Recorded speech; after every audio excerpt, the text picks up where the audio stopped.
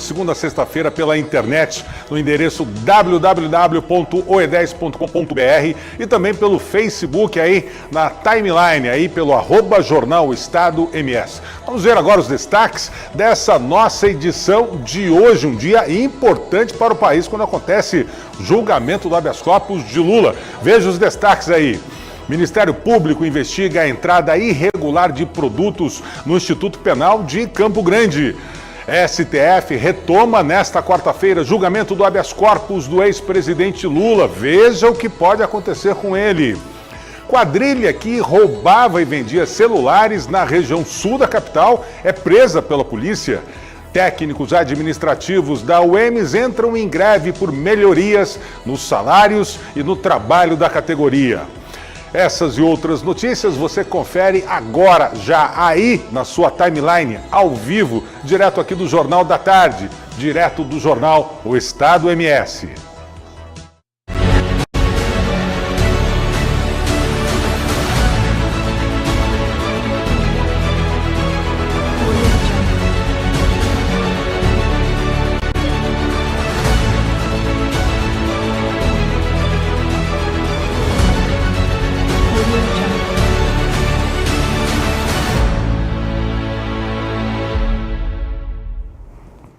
Você já deve estar ligado aqui no nosso jornal, está com o telefone na mão, com o celular, com o tablet ou computador, pega um pedacinho de papel e caneta, agora anota aí o nosso WhatsApp para você interagir com a gente, mandar o seu recado, mandar a sua mensagem, mandar a sua crítica ou a sua sugestão. É o 99683-1215, 99683-1215. Para você que está fora do estado, está em outro país, em outra cidade, em outro estado, bota na frente lá o DDD 67 para você poder falar com a gente aqui. Daqui a pouco, estou com o celular na mão, vou ver o seu recado e já já a gente interage. E vamos começar o nosso jornal de hoje falando sobre política. Olha só, dentre os itens mencionados num documento que explica as exigências do Plano Diretor de Desenvolvimento Urbano Ambiental de Campo Grande, que foi enviado pela Prefeitura à Câmara dos Vereadores, está a questão da ocupação dos espaços vazios aqui da capital. A proposta do Executivo é a aplicação, em alguns casos, do IPTU progressivo e até a desapropriação da área, hein? O imposto seria cobrado de proprietários de terrenos e empreendimentos sem uso, ou seja, aqueles que não deram uma destinação aos espaços conforme o documento. Esses lugares escolhidos aí em mapa para aplicação do IPTU progressivo foram os bairros São Francisco, Bairro Cruzeiro, Planalto, Cabreúva, Amambaí, Vila Carvalho, Vila Glória, Monte Líbano, Monte Líbano, Bela Vista, São Bento, Itanhangá, Jardim dos Estados, a região central e o Santa Fé. Nesta quarta-feira, a Câmara Municipal de Campo Grande fez aí a primeira audiência pública para apresentar o projeto do novo plano diretor da cidade. Na área de Justiça do Meio Ambiente, do MPE, que é o Ministério Público Estadual, a promotora do MPE, Andréa Cristina Pérez da Silva, fez as considerações da entidade em relação ao projeto. O evento no plenário Oliva Enciso foi aberto à comunidade e teve a participação de representantes municipais para expor o texto enviado para a Câmara Municipal, né? E o Plano Diretor de Campo Grande é um instrumento básico da política de desenvolvimento urbano nos termos da Constituição Federal, que tem por objetivo, claro, ordenar aí o desenvolvimento das funções sociais da cidade e da propriedade também, e garantir o bem-estar dos nossos habitantes no âmbito urbano e rural, sob o aspecto urbanístico, ambiental, social, cultural, econômico e administrativo, englobando aí o território do município. Resumindo, na verdade, ele vai dizer o que pode se construir, aonde pode se construir e o que pode ser feito aqui na capital. Vamos falar agora de violência na cidade. 5 homens foram presos numa ação da Polícia Militar que começou com uma abordagem na Avenida Guaicurus no final da noite desta terça-feira. A operação acabou revelando um esquema de roubo e receptação de celulares aqui na capital. Os bandidos atuavam principalmente nos bairros que compõem aquele quadrante ali do Anhanduizinho, na região sul de Campo Grande. Segundo a ocorrência, uma viatura da PM fazia um patrulhamento na Avenida Guaicurus quando os policiais abordaram uma motocicleta Honda vermelha, onde haviam dois sujeitos ali, o Éder Henrique da Silva, de 30 anos, e o garupa Daniel Teixeira de Toledo, de 18 anos. Após a checagem normal, no sistema de inteligência, os oficiais descobriram que essa moto usada por eles tinha as mesmas características de uma outra usada para cometer roubo de celulares ali na região. Enquanto os policiais faziam aí perguntas aos bandidos, eles encontraram um revólver calibre 38 que foi jogado no matagal próximo ao local da abordagem.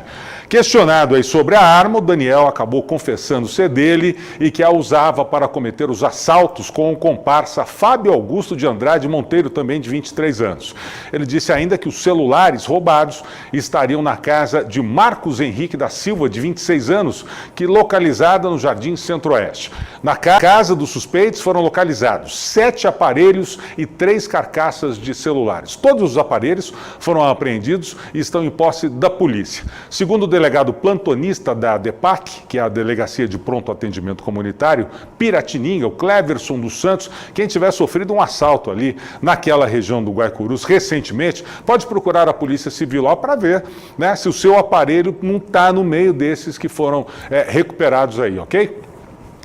Servidores técnicos dos setores administrativos da Universidade Estadual de Mato Grosso do Sul estão em greve há 2 dias, pedindo aí melhorias nas condições de trabalho para a categoria. As aulas acontecem normalmente nas 15 unidades em todo o estado, porém, serviços como o auxílio na biblioteca estão suspensos. Segundo o Sindicato dos Servidores Técnico-Administrativos da UEMS, a paralisação é para chamar a atenção do governo do estado sobre a situação salarial, pois há 3 anos não houve aí resultados efetivos de aumento para a categoria. Conforme a assessoria de imprensa da universidade, são 352 funcionários paralisados, eles de nível médio e superior, hein? Ainda na manhã de ontem, cerca de 50 técnicos também estiveram lá na Assembleia Legislativa, junto ao movimento de reivindicação salarial dos policiais militares e enfermeiros. Segundo eles, a participação exigia uma nova reformulação do plano de carreira e reajuste de 20% nos salários. A assessoria de imprensa do governo do estado não se pronunciou até o fechamento desta matéria, desta edição. Vamos falar agora de uma notícia internacional que repercutiu em todo o mundo.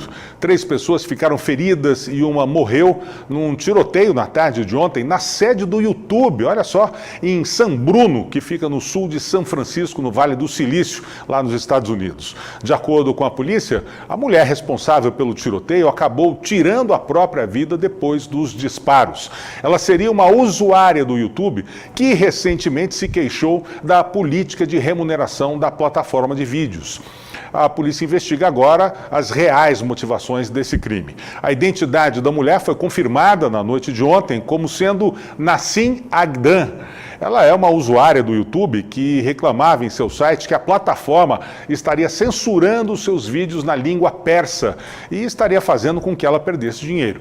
Na web, Nassim está vinculada a 5 canais do YouTube. Todos eles foram desativados na noite de terça-feira, por graves violações das políticas do canal. Uma conta do Instagram, supostamente ligada a ela, também havia sido desativada. A sede do YouTube, atacada em San Bruno, é um gigantesco complexo de 3 edifícios ocupando 3.500 hectares e onde trabalham cerca de 1.900 pessoas. A empresa de tecnologia, que é de propriedade do Google, é a maior empregadora hoje lá de San Bruno, que é uma das cidades ao sul de São Francisco, que compõe ali o Vale do Silício, onde são desenvolvidas praticamente todas as tecnologias da web hoje em dia. Supremo Tribunal Federal volta a se reunir nesta quarta-feira para dar continuidade ao julgamento iniciado no último dia 22, que vai decidir se o ex-presidente Luiz Inácio Lula da Silva será preso. A sessão começou agora, às 2h da tarde, horário de Brasília, 1h, Então já tem ali mais ou menos 40 minutos que a sessão já está transcorrendo. Cada um, nesse julgamento aí, cada um dos 11 ministros da Corte vai votar pela concessão ou pela rejeição do habeas corpus corpus preventivo apresentado pela defesa de Lula, com o objetivo de impedir a prisão do ex-presidente, que foi condenado em janeiro a 12 anos e 1 mês de prisão pelo Tribunal Regional Federal da 4ª Região, aquele lá do Rio Grande do Sul. Tanto para determinar a prisão, quanto para conceder o habeas corpus, que a impediria, que impede a prisão, serão necessários os votos aí de pelo menos 6 dos 11 ministros do STF. É a maioria, Na sessão, os ministros decidirão se permitem que Lula recorra da condenação em liberdade até o chamado trânsito em julgado do processo, ou seja, até o esgotamento de todos os recursos possíveis em todas as 4 instâncias do Judiciário, incluindo aí as 2 últimas, que são o Superior Tribunal de Justiça e o próprio STF.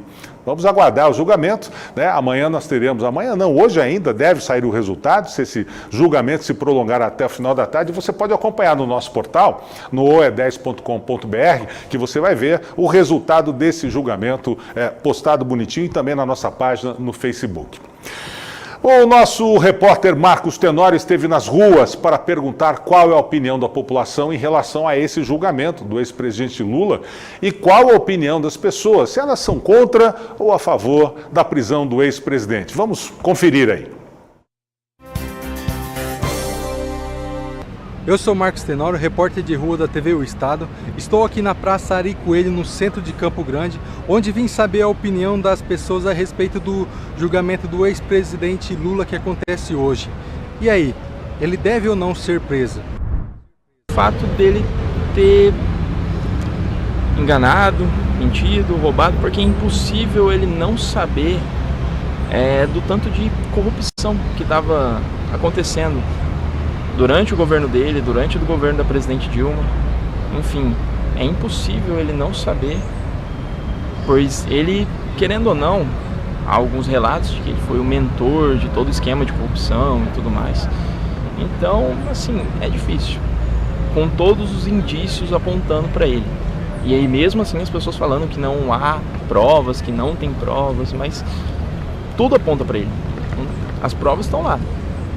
Um monte de inquérito, um monte de empreiteiros, um monte de doleiros dizendo que ele sabia de tudo, que ele participava, que ele era o mentor, por aí vai. Ao meu ponto de vista, se for para olhar o que se encontra no dia de hoje, para mim não. Vai prender ele por causa de um triplex, tudo bem.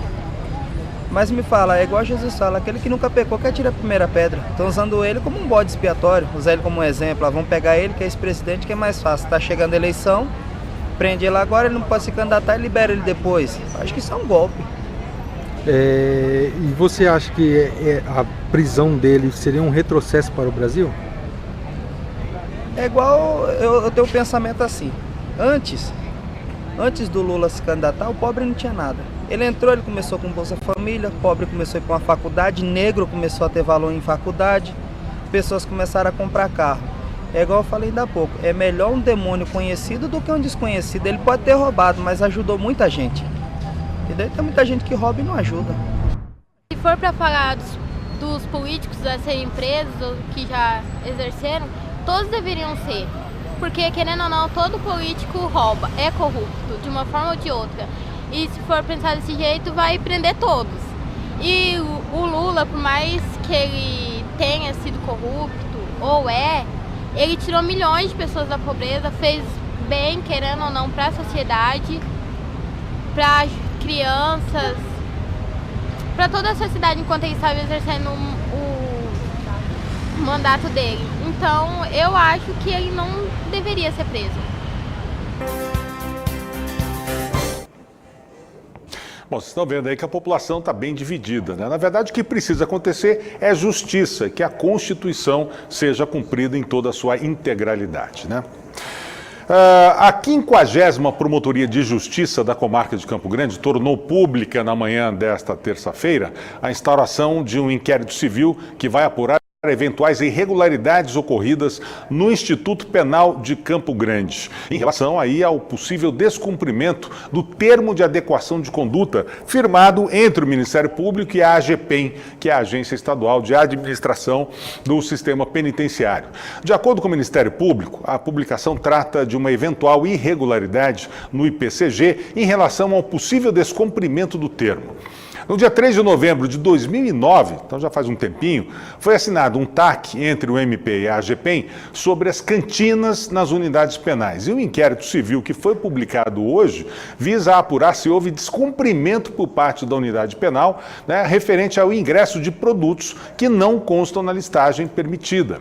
Ainda segundo o Ministério Público, a conversão em inquérito civil está ocorrendo em razão do decurso do prazo do procedimento preparatório, que ainda não concluiu essa investigação. A reportagem do jornal O Estado apurou que o caso investigado seria em relação a uma denúncia ocorrida no ano passado sobre produtos utilizados pelas cantinas que estariam entrando na unidade de forma ilegal. Esses produtos não constariam como sendo permitidos na listagem do termo. E um dos itens poderia ser comercializado apenas em potes, E os que estariam sendo comercializados nas cantinas eram produtos unitários. Então o Ministério Público está investigando realmente para ver se existe essa regularidade e consertar esse termo de conduta aí. Bom, gente, nós vamos fazer agora um breve intervalo e na volta nós vamos conversar com o presidente da Acrisul, Jonathan Barbosa, que vai falar aí dessa 80ª edição da nossa Expo Grande. Fique ligado, não saia da sua tela, não saia da frente do seu computador, muito menos abandone o seu smartphone, que nós voltamos já. Tá.